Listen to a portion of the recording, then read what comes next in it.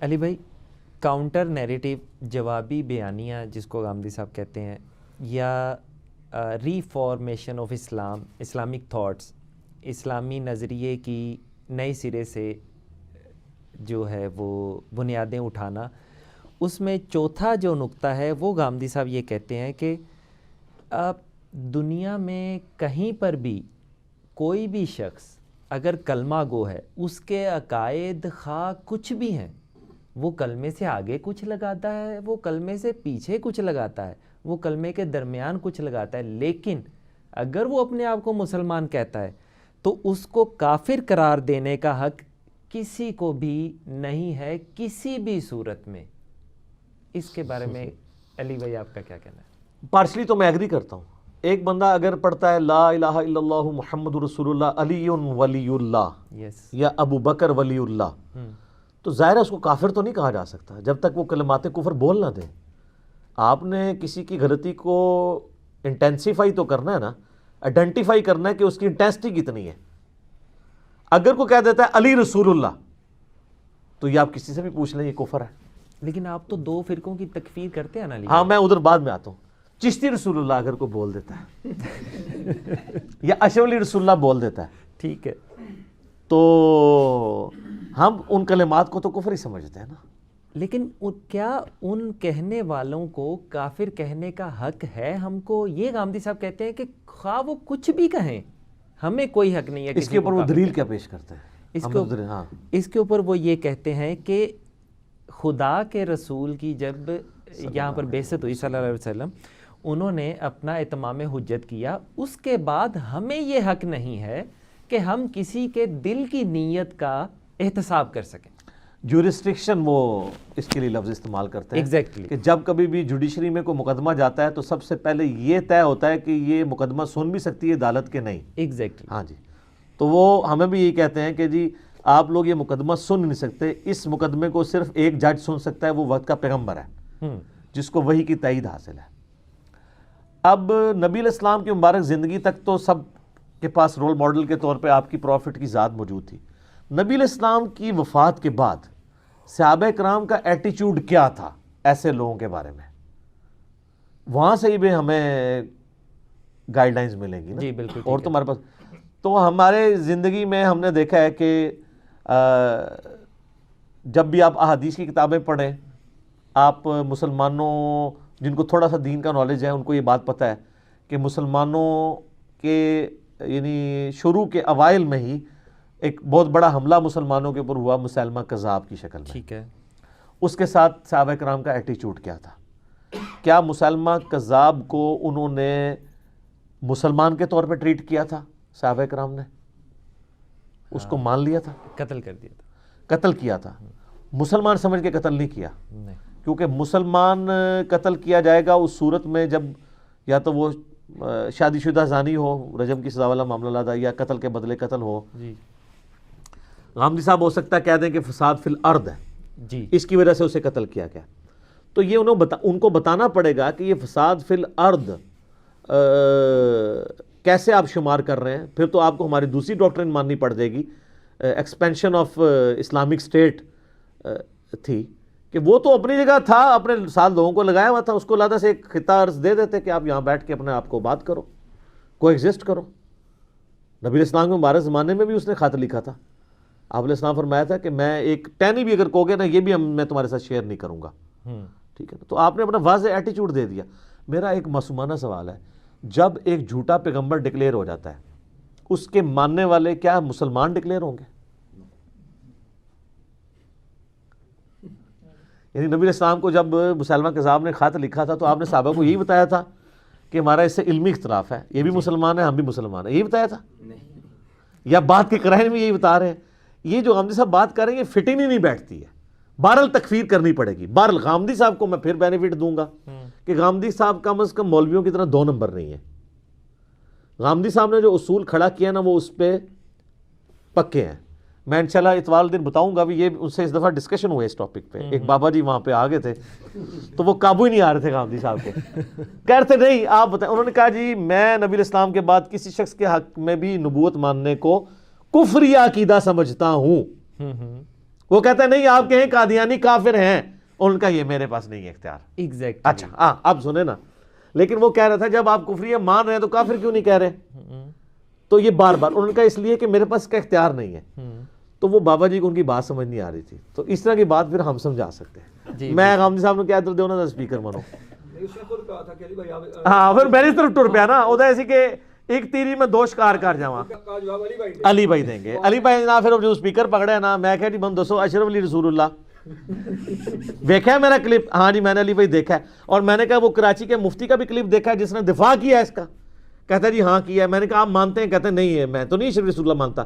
تو میں نے کہا کہ جو اس کا دفاع کرتے ہیں وہ کیا ہے؟ کہتا ہے جی چھوڑ دیں اس بات کو. میں نے کہا آپ اور غامدی صاحب ایک مذہب پہ ہیں، غامدی صاحب ہی کہہ رہے ہیں چھوڑ دو. تو وہ پھر ساروں نے وہاں پہ کلیپنگ کی کہ واقعی غامدی صاحب بھی یہی کہہ رہے ہیں. دیوبندی بریلوی بھی اپنے بابوں کے جب معاملات آتے ہیں تو وہاں پہ بھی کہتے ہیں ہم عقیدے کو کفریہ کہتے ہیں، اس بندے کی تکفیر نہیں. اعلیٰ حضرت نے بھی یہ کہا ہے کہ میں عبارتوں پہ کفریہ فتویٰ دے رہا ہوں، بندوں کی تکفیر نہیں کروں گا، کیونکہ ہو سکتا ہے اس نے توبہ کر لی ہو. صحیح. وہ اپنے پاس وہ احتیاط والا پہلو رکھتے ہیں نا اپنی جگہ. تو یہ ڈاکٹرین چل رہی ہے. باقی یہ بعض لوگ یہ کہتے ہیں نا کہ جی آپ چشتی رسول اللہ یا اشرف علی رسول اللہ کو قادیانیوں کے غلط عقیدے کے ساتھ کیوں کمپیئر کرتے ہیں؟ قادیانی جو ہیں وہ تو اپنے جو سو کالڈ ان کا جھوٹا پیغمبر ہے اس کی طرف لوگوں کو دعوت دے رہے ہیں، جبکہ چشتی رسول اللہ یا اشرف علی رسول اللہ کا دفاع کرنے والے تو منہ چھپاتے پھر رہے ہیں، اس کی تعویلات ضرور کر رہے ہیں لیکن یہ کلمے اپنے فالوور سے پڑھوا نہیں رہے. تو اس لیے ان کا جو جرم ہے وہ چھوٹے لیول کا ہے. تو یہ تو ایک پہلو ہے سر. دوسرا پہلو یہ ہے کہ غلام احمد قادیانی کے ماننے والے اور وہ خود باقی سارے مسلمانوں کی لعنتیں بھی تو کھا رہے ہیں نا. اور چشتی رسول اللہ اور اشرف علی رسول اللہ والے جو ہیں وہ تو رحمت اللہ علیہ ہیں. اگر وہ بھی اسی لیول کی لعنتیں کھانی شروع کر دیں نا ان باتوں کے اوپر انہی فرقوں کی طرف سے، تو ہم پھر کہہ دیں گے ہاں ان کی انٹینسٹی کم تھی ان کی زیادہ ہے. اب الٹا یہ ہے کہ یہ اگرچہ ان کی انٹینسٹی وہ نہیں، ان کے ماننے والے تو کلمے وہ نہیں پڑھوا رہے، لیکن بزرگی تو ویل کر رہے ہیں نا. غلام احمد قادیانی بزرگی تو مسلمانوں سے ویل نہیں کروا رہا، لعنتیں ہی کھا رہا ہے آج تک، اور یہ رحمت اللہ علیہ کہلوا رہے ہیں. ایون مولانا اسحاق صاحب جیسے لوگ بھی چشتی رسول اللہ اور اشرف علی رسول اللہ کی تعویل کرتے تھے، اور قادیانیوں کے معاملے میں وہ اتنے ایکسٹریمسٹ تھے. تو پھر عشق رسول ایک نمبر ہونا چاہیے، دو نمبر نہیں ہونا چاہیے نا. تو یہ میں نے آپ کو ضمناً بات عرض کر دی. اس حوالے سے میرا موقف یہ ہے کہ جو واضح مسلمانوں کے ایگریڈ اپون عقائد ہیں، ایسے عقائد جو صحابہ کے دور میں ایگریڈ اپون ہیں جی، جن میں ہمیں بالکل واضح ان کے اعمال سے چیزیں ملتی ہیں، اور جو ان چیزوں کا انکار کرتا ہے اور وہ ذریات دین میں سے، اس کو کافر کہنا چاہیے، ورنہ بہت بڑا فتنہ کھڑا ہو جائے گا. یہی تو بیسک اختلاف ہے علی بھائی کہ غامدی صاحب کہہ رہے ہیں کہ ہمیں کوئی حق نہیں ہے کسی کلمہ گو کو کافر کہنے کا یا غیر مسلم یا اس قسم کا کچھ بھی کہنے کا. لیکن صحابہ کرام تو کافر سمجھتے تھے نا. مسلمہ کذاب کو ان کے فالوورز کو انہوں نے کافر کے طور پہ ٹریٹ کیا نا. بہرحال ایک سٹیپ میں ان کے ساتھ ہوں کہ اگر ایسے کافر توبہ کر لیں ان کی توبہ ایکسیپٹ ہونی چاہیے. اس معاملے میں غامدی صاحب کے ساتھ ہوں کہ گستاخ رسول اگر توبہ کرتا ہے اس کی توبہ ایکسیپٹ ہونی چاہیے. یہ جو باقیوں نے ہنگامہ کھڑا کیا نا کہ تب بھی اسے قتل کیا جائے جب وہ توبہ کر لے، اس معاملے میں یہ خلفاء راشدین سے ہٹے ہوئے ہیں. صحیح، لیکن انہیں کافر قرار دیا جائے گا جی اس لیے کہ جی خلفاء راشدین کا یہ موقف ہے. جب تک خلفاء راشدین سے یہ ثابت نہیں ہمیں کریں گے نا کہ انہوں نے ان کو مسلمان کے طور پہ ٹریٹ کیا ہے، اگر یہ ثابت کر دیں ہم اپنا موقف بدل لیں گے، ہمارے سامنے لیں کوئی بات نہیں. اس سے بڑا کفر اور کیا ہو سکتا ہے کہ کوئی آپ کو قتل کرنے کی کوشش کرے. حضرت سیدنا علی رضی اللہ تعالیٰ عنہ، حضرت سیدنا عمر رضی اللہ تعالیٰ عنہ آپ کو کوئی قتل کرنے کی کوشش کر رہا ہے، تو اس کے اسلام میں کیا شک باقی رہ جاتا ہے علی بھائی؟ آپ نے ان کو بھی قتل نہیں کیا، ان کو بھی آپ نے چھوڑ دیا. تو کنہوں نے چھوڑ دیا؟ سیدنا علی رضی اللہ تعالیٰ عنہ، سیدنا عمر رضی اللہ تعالیٰ. نہیں تو یہ کفر تو نہیں ہے، صحابہ کو قتل کرنا کفر تو نہیں ہے، مسلمان کا قتل کرنا کفر اس معنی میں تو نہیں ہے. میں یہی عرض کر رہا ہوں کہ اپنے عقائد کا اظہار کرنا اور کسی کو قتل کر دینا، کیا یہ دونوں برابر ہیں؟ میرے خیال میں کسی کو قتل تک کر دینا یہ عقیدے سے بڑھ کے ہے. یہ میرا ذاتی خیال ہے، آپ اس سے اختلاف کر سکتے ہیں. بہرحال میں آپ کی رائے اس میں یہ لے رہا ہوں غامدی صاحب کے پوائنٹ نمبر 4 میں کہ کسی کو بھی کافر قرار دیا جا سکتا ہے اگر صحابہ کرام کا یہ عمل صحابہ کرام کا عمل ہو. صحابہ کے بعد جو چھوٹے چھوٹے اختلافات یا عقیدوں میں بڑے اختلافات بھی ہوئے ہیں وہاں پہ آپ کی اسیسمنٹ ہی ہے. ٹھیک ہو گیا, ٹھیک ہے نا, ادروائز تو بڑی مصیبت کھڑی ہو جائے گی. اور دیکھیں, اور میں اس معاملے میں پارشلی غامدی صاحب کے ساتھ ہو جاتا ہوں, میں خوارج کی تکفیر کا قائل نہیں ہوں. حالانکہ خوارج حضرت علی کو کافر کہتے تھے نا, جی اسلام وہ کفر دون الکفر اسے کہا جاتا ہے جی, لیکن حضرت علی نے خوارج کو کافر نہیں کہا. ان کے پیچھے نمازیں پڑھنے, ہاں جی, وہ حضرت عبداللہ بن عمر نے ان کے پیچھے نمازیں پڑھی ہیں. تو آپ دیکھ لیں میں کتنا ماڈریٹ ہوں.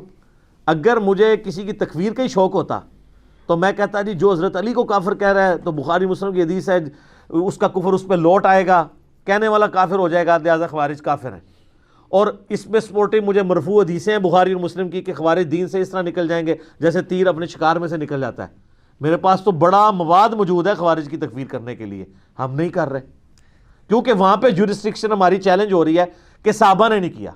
اگر صحابہ نے کیا ہوتا وہاں پہ بھی ہم ٹریٹ کر لیتے. اچھا, اس میں ضمناً سوال یہ غامدی صاحب کے یہ جو خطبات ڈیلس ہیں ان سے ہٹ کے علی بھائی آپ سے یہ ہے کہ آپ پھر یہ جو دو فرقوں کی تکفیر کرتے ہیں آپ یہ کیوں کرتے ہیں؟